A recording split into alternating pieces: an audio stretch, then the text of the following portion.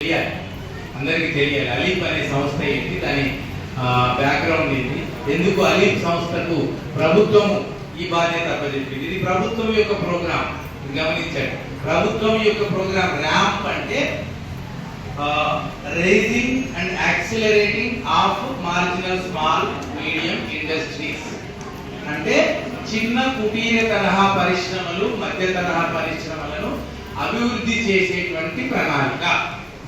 దానికి అలీప్కు ఇచ్చారు. దాన్ని అభివృద్ధి చేసే దాంట్లో 10 సంస్థలకు ఇచ్చారు మొత్తం మన రాష్ట్రం. ఆ 10 సంస్థల్లో అలీప్ ఒకటి. 9 సంస్థలు కూడా ప్రభుత్వ రంగ సంస్థలు. ఈ అలీప్ ఒకటి ప్రైవేట్ సంస్థ.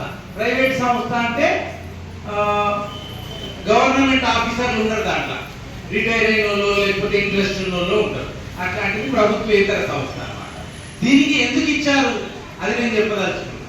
33 సంవత్సరాల క్రితం రమాదేవి అనే మేడం చిన్న ఉద్దేశంతో మహిళలను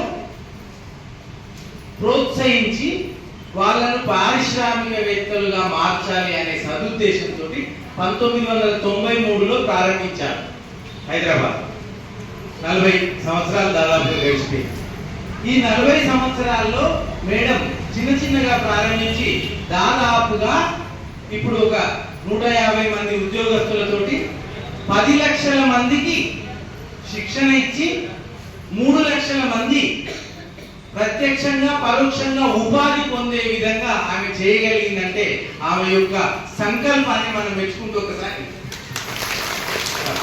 థ్యాంక్ యూ. ఈ సంస్థ యొక్క ముఖ్య ఉద్దేశం